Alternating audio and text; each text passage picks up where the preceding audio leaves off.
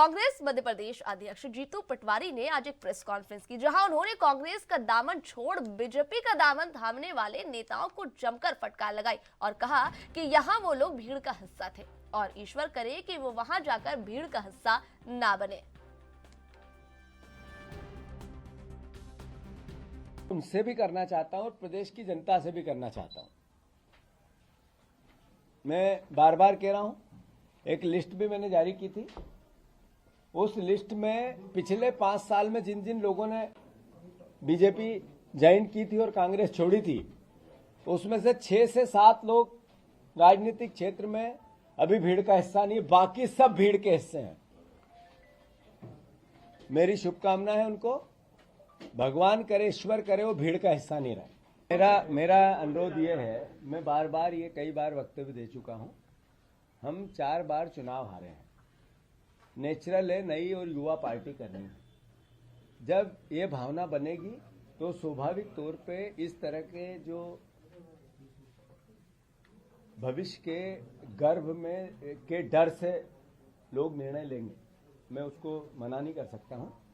पर मैंने जैसा कहा कि सुरेश पचौरी जी ने जितने पद लिए एक पार्टी में, जो मिल सकता है सर्वश्रेष्ठ मिला था, सर्वश्रेष्ठ।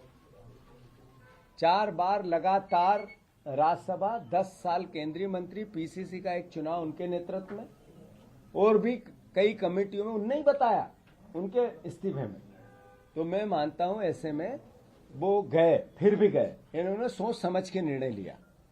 क्यों लिया, क्या लिया, मैं इसमें नहीं जाना चाहता, पर मैं आग्रह करता हूं, भगवान से, ईश्वर से प्रार्थना करता हूं कि इससे पहले जितने लोग गए, 90% बीजेपी में जाने के बाद एक दिन की हार फूल माला पहनी उन्होंने, आपके अखबारों की खबरें बनी, हमारी प्रतिक्रिया ली और हमने जो बोलना था बोल दिया। तीसरे दिन फिर वो अखबार में नहीं आते। तो ईश्वर करे वो भीड़ का हिस्सा न हो वहां जाके। दूसरी बात, मैं मध्य प्रदेश के कार्यकर्ताओं से अनुरोध करना चाहता हूं कि नेता जाते हैं, वोट नहीं जाते, कार्यकर्ता नहीं जाते। एक भी व्यक्ति पार्टी के खिलाफ जाता है, नेचुरल है, स्वाभाविक है। हमारा सबका दायित्व है कि उनसे बात करें, उनसे कन्वर्सेशन करें और बात करके समझाने की भी कोशिश करें। उनकी कोई बात ऐसी हो तो उस पर मिनिमाइज उनसे जो हो सकता है वो भी बातें करें। मतलब एक तरह से इंदौर से कांग्रेस के 2 पूर्व विधायक संजय शुक्ला और विशाल पटेल ने भाजपा का दामन थाम लिया है। बता दें कि इंदौर के भाजपा कार्यालय पर पहुंचे दोनों ही नेता ने मीडिया से चर्चा के दौरान कहा कि जो राम का नहीं, हम उसके साथ नहीं। कांग्रेस की विचारधारा अब दिशाहीन हो चुकी है। संजय शुक्ला ने आगे कहा कि कांग्रेस में रहते जिस तरह से जनता की सेवा कर रहे थे, वैसे ही सेवा वो भाजपा में आने के बाद भी करते रहेंगे। पूर्व विधायक विशाल पटेल ने कहा कि कांग्रेस अब पूरी तरह से भारत मुक्त होने वाली है। लोकसभा चुनाव के बाद कांग्रेस का नामो निशान नहीं रहेगा। भारतीय जनता पार्टी आने का तो स्थिति में विधायक बना था, उसी दिन से मैं आ रहा हूँ, आज आ रहा हूँ, कल आ रहा हूँ, कल आ रहा हूँ, आज आ रहा हूँ। जब मेरे पिताजी कह रहे हैं, जब भी रोज चल रहा था, आज आ रहे हैं, कल आ रहे हैं। परंतु हम लगातार कांग्रेस पार्टी विधायक बने, विधायक बनाया था, उन्हें पार्षद बनाया था, विधायक बनाया था, मुझे बहुत सारा मान सम्मान दिया था। परंतु हम आज तब लगा जब अभी राम मंदिर बन रहा था, उस टाइम जब आदरणीय सोनिया जी और कांग्रेस पार्टी ने अस्वीकार किया था, उस दिन लगा कि नहीं, इस पार्टी में रहना चाहिए, परिवारवाद है, यहाँ सिंधुवाद रहता है और यहाँ पर आम कार्यकर्ता की वैल्यू नहीं होती है। इसलिए उस दिन हम फंड ले रहे थे कि अब 23 दिन करके हमको भारतीय जनता पार्टी ज्वाइन करना है। उसी दिन विचार हो गया था और हम ज्वाइन कर, क्योंकि मेरे पिताजी लगातार मुझे बोलते रहते थे कि आप भारतीय जनता पार्टी आओ और यहाँ काम करना, क्यों जो तू काम करता है वो भारतीय जनता पार्टी के लिए काम करता है और वहाँ पर किसी वैल्यू नहीं। आपने देखा होगा लगातार करने के बाद वहाँ पर मान सम्मान नहीं मिला। परंतु मुझे मालूम है कि भारतीय जनता पार्टी में छोटे से कार्यकर्ताओं का मान सम्मान मिलता, मैं जानता हूँ। क्योंकि किया मोदी जी कहाँ से कहाँ प्रधानमंत्री बना दिया, मोहन यादव जी को विधायक को मुख्यमंत्री बना दिया, राजस्थान के मुख्यमंत्री एक बार को मुख्यमंत्री बना दिया। यहाँ पर कार्यकर्ताओं को मान सम्मान मिलता है और कांग्रेस को सम्मान नहीं मिलता। वहाँ नेता बनने के बाद सम्मान। कि देखिए, खिला दिए, मेरे पिता को लिए। आपने देखा वो चुनाव टाइम से नहीं बोलते थे, मेरे पिता को लिए, मेरे पिता ही समान है, मैं उनके बेटे समान हूँ और आज भी मैं उनका बेटे समान हूँ। आज भी उन्होंने कोई जैसे बेटे को सुधार करता है, कैसा भी बेटा हो, मतलब बदमाशी करता हो या पढ़ाई नहीं करता हो, नौकरी नहीं करता, कमाता नहीं हो, मतलब बेटा बेटा ही होता है। उसी बेटे के रूप में आज वही सम्मान से वही जैसे पिताजी बेटे को बच्चे को डांटते, उसी डांट के मुझे उनका शासन जब आप वो खत्म उनके बाद दिशाहीन हो गए। उस दिशाहीन होने के कारण और माननीय नरेंद्र मोदी जी का जो विजन, आगे का विजन, इस देश का विजन, इस देश को एक अपने आप में ऐसी शक्ति बनाए ताकि विश्व के ऊपर कहीं ना कहीं विश्व के पटल के ऊपर हिंदुस्तान अलग हो। उससे प्रेरित होकर मैं, संजय शुक्ला जी, आरती खजूरी जी और अनेक ऐसे लोग, हम लोग आए और ये शुरुआत है। और मैं समझता हूँ कि शुरुआत जब हुई है और निश्चित तौर पर इस मध्य प्रदेश के अंदर एक बड़ा आयाम आएगा, कांग्रेस मुक्त हो जाएगी। पूरी की पूरी कांग्रेस, मैं समझता हूँ कि आते हुए समय में हो सकता है कि लोकसभा चुनाव के पहले अनेक ऐसे बड़े लोग, अनेक ऐसे कार्यकर्ता हैं जो यहाँ के शीर्ष नेतृत्व से, यहाँ के प्रदेश के नेतृत्व से कहीं न कहीं दुखी है। तो मैं समझता हूँ और कहीं ना कहीं एक साफ दिखता है कि आदमी काम कौन करता है, कौन भले का सोचता है और कौन किसके पास विजन है। वो माननीय नरेंद्र मोदी जी के पास, वो भारतीय जनता पार्टी के अनेक नेताओं के पास। तो मैं समझता हूँ जिस प्रकार से हम लोगों ने आज बीजेपी का कदम थामा है, तो मुझे पूरी उम्मीद है मैं और संजय शुक्ला जी एक कार्यकर्ता के रूप में निष्ठापूर्वक पूरा काम करेंगे और मुझे पूर्ण भरोसा है कि हमने जितना आउटपुट कांग्रेस पार्टी। छत्तीसगढ़ में लोकसभा चुनाव का घमासान शुरू हो चुका है। बता दें कि भाजपा 11 सीटों पर अपने उम्मीदवार की घोषणा कर चुकी है। वहीं कांग्रेस ने अपनी पहली लिस्ट जारी करते हुए 6 लोकसभा चुनाव क्षेत्र में अपने उम्मीदवार तय कर दिए हैं। दुर्ग लोकसभा सीट को राजनीतिक दृष्टिकोण से काफी अहम एवं महत्वपूर्ण माना जाता है। उस सीट पर कांग्रेस के प्रदेश महामंत्री एवं नया चेहरा राजेंद्र साहू को टिकट दिया गया है। वहीं दुर्ग कांग्रेस युवा प्रत्याशी राजेंद्र साहू से हमारे एनबी न्यूज के संवाददाता मनोज दिवांगन ने खास बातचीत की है। देखिए रिपोर्ट। छत्तीसगढ़ में भाजपा ने 11 सीटों पर जो है अपने उम्मीदवार तय कर दिए थे। इसी के साथ साथ कांग्रेस की भी पहली लिस्ट जारी हो गई है। उसमें दुर्ग के राजेंद्र साहू को टिकट दिया गया है। जी, उनसे डायरेक्ट संवाद करते हैं और जानते हैं टिकट जो मिला है इनको किस तरह से, क्या रणनीति होगी और जनता के बीच में क्या लेकर के जाएंगे, क्या एजेंडा होगा।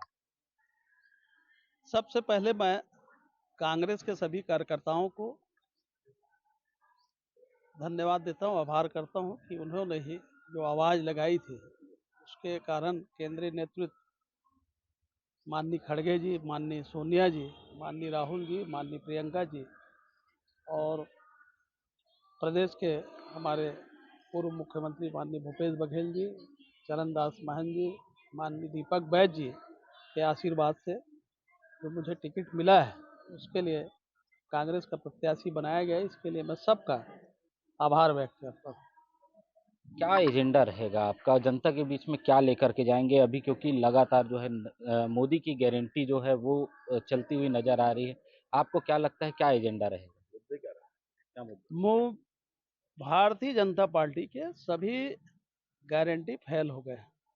विदेश से काला धन ला के 15 लाख रुपया सभी के खाते में 15 लाख रुपया जमा करेंगे, डालेंगे बोले थे। आज 10 साल हो गए, किसी को 15 रुपया तक नहीं मिला है।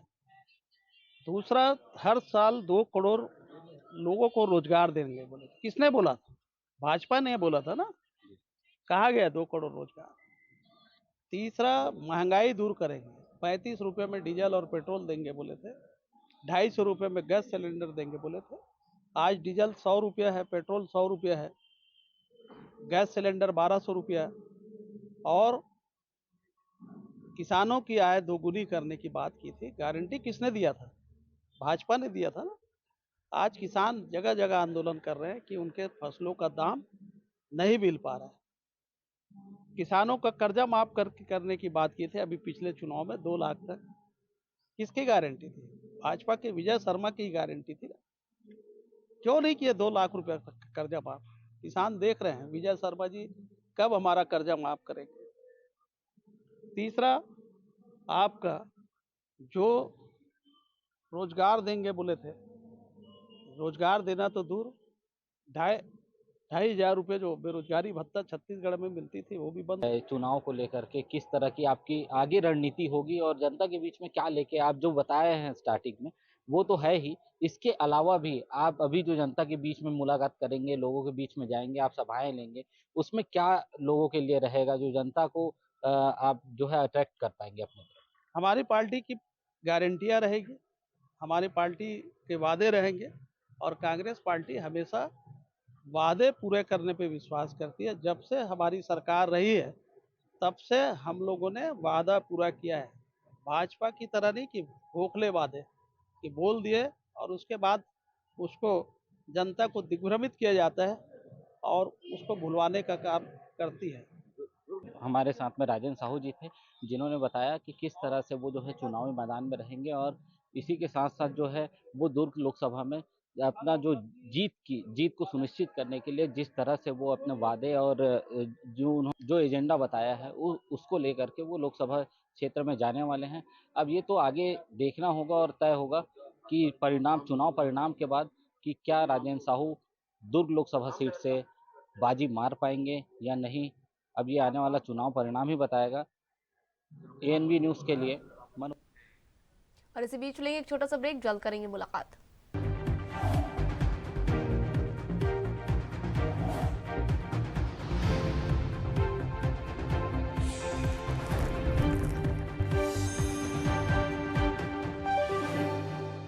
ब्रेक के बाद स्वागत है आपका।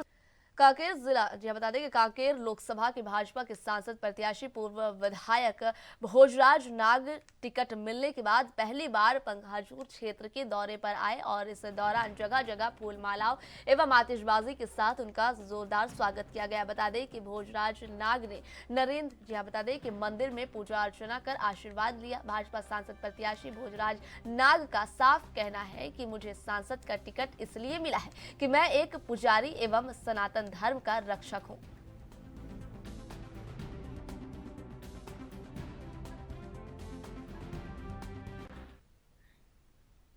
बस्तर में सत्ता परिवर्तन के बाद नक्सलियों की बौखलाहट बढ़ गई है और अब भाजपा के नेताओं की हत्या लगातार नक्सली कर रहे हैं। बीते सप्ताह भर में बता दें कि बीते सप्ताह भर में बीजापुर जिले में ही 2 भाजपा नेताओं की हत्या नक्सलियों ने की है, जिसको देखते हुए अब सभी नेताओं में भय का माहौल है। नेताओं के लिए सबसे बड़ी चिंता ये है कि लोकसभा चुनाव के समय ये प्रचार प्रसार करने अंदरूनी इलाकों में जाने से जान का खतरा बना रहेगा। वो जाएंगे कैसे उन इलाकों में? दरअसल सरकार बनते ही डिप्टी सीएम व गृह मंत्री विजय शर्मा ने नक्सलियों से बातचीत करने का प्रस्ताव रखा, जिस पर नक्सलियों की तरफ से भी कुछ शर्तों के साथ बातचीत का प्रस्ताव स्वीकार किया गया था। हालांकि इसके आगे इस बातचीत को लेकर कोई भी पहल नहीं की गई है, पर अब नक्सली भाजपा नेताओं पर अपना खुन्नस निकालते हुए नजर आ रहे हैं।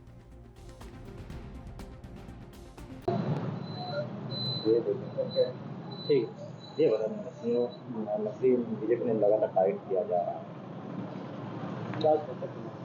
देखिए, कांग्रेस ने जो बोया, कहावत है बोए पेड़ बबूल के तो आम कहां से होए। 5 साल तक जिस प्रकार से कांग्रेस के शासन में अपनी ताकत नक्सली बढ़ाते रहे हैं, उसके परिणाम भी आ रहे हैं। जब वो सरकार में थे तब भी हमारे नेता की टारगेट किलिंग की जा रही थी, और आज वो फ्रस्ट्रेशन में है क्योंकि इतनी बड़े पैमाने पर सुरक्षा के इंतजाम किए जा रहे हैं, जगह जगह कैंप खोले जा रहे हैं, 90 के आसपास के कैंप खोले जा रहे हैं, तो अब उन पर दबाव है, तो फ्रस्ट्रेशन में वे भारतीय जनता पार्टी के नेताओं की हत्या कर रहे हैं। लेकिन देखिए, जो आतंक फैलाने वाले लोग हैं, अलोकतांत्रिक प्रक्रिया से जो चलने वाले लोग हैं, खतरा केवल भारतीय जनता पार्टी के लोगों को ही नहीं है, इसमें खतरा कांग्रेस के लोगों को भी है।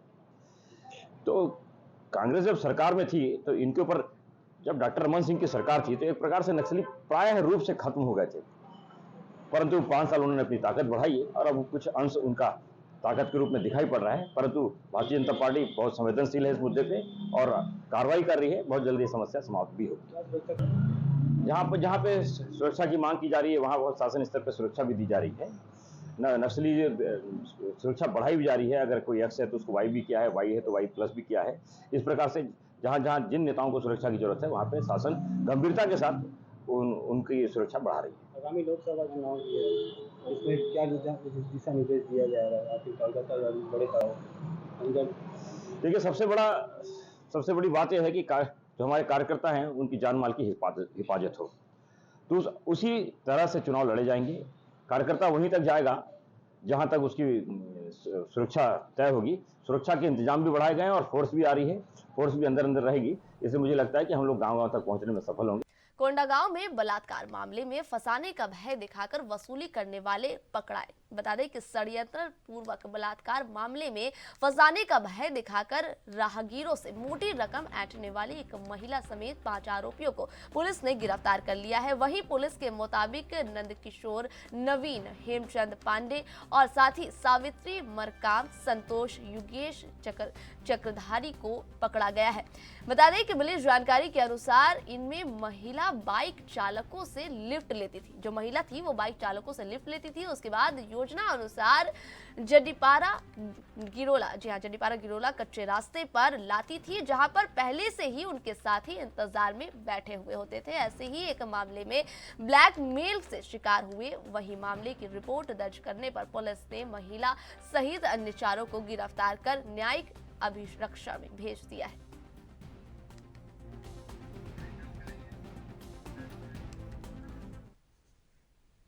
फिलहाल खबरें यहीं तक। खबरों के साथ फिर करेंगे आपसे मुलाकात। दीजिए इजाजत। नमस्कार।